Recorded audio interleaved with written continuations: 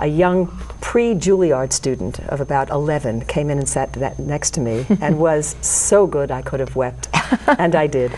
So this is called New Year's Eve in the Seniors Orchestra. It's a sonnet, Italian sonnet. Why next to me, this miniature Casals, whose sight reads a Bach Brandenburg with ease on the downsized cello moored between his knees? He should be home, not in these drafty halls, dreaming of sledding hills and hard-packed snowballs, instead of mingling with retirees whose conversations limn their maladies and dwell on orthopedic protocols. When our conductor pantomimes the cue for us to send vibrato birds aloft, the child's fingers slide to the note as lithe as waltzing skaters in an ice review. I look down at his gold hair, baby soft, then lift my bow, my arm curved like a scythe. Oh, very nice. Very nice indeed. And that's an Italian sonnet. It's an Italian sonnet. Does that differ from the sonnets that we're used to by William Shakespeare? Well, the English sonnets have different rhyme schemes for each of the quatrains and then a couplet. This only has 2 rhymes in the first 8 lines. So you have to look a little harder for the rhymes in the first octave. Okay. But it's fun. All right, let's have another. All right, I'd like to read a couple of free verse poems because, as you know, I'm a great advocate in the harmony between free verse writers and formalists, because sometimes they think that they should be adversaries. I do not. Okay. So I'd like to read a few free verse poems. The first one is on exactly this subject, about the understanding that should exist between free verse and formalists. And it's called An Invitation. Yes, I know the 20th century happened. I bloomed in just spring, pushed a red wheelbarrow, hung on the wet black bough. But oh, those old sweet songs. Rhyme mirrors harmony, measure keeps chaos in step. Grant me my Yeats, Auden, Wilbur, and Hecht, fine dinner companions. Your table is long. Afterwards, we can all go out to a reading downtown. Come, let's walk together. Oh, very nice. Very, very nice indeed.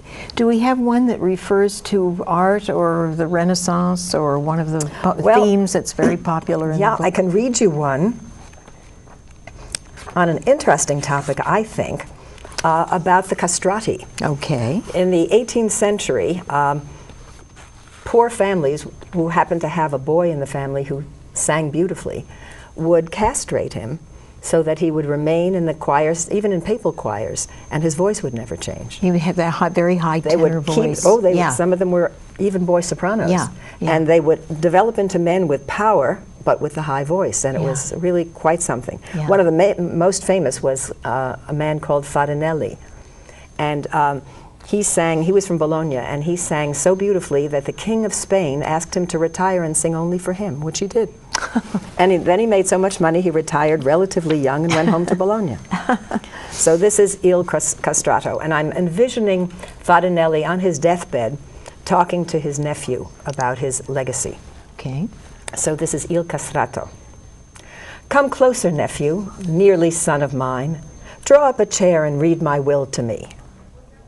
I, Carlo Broschi of Bologna, known as Farinelli, do bequeath this day my worldly goods. What goodly goods they were!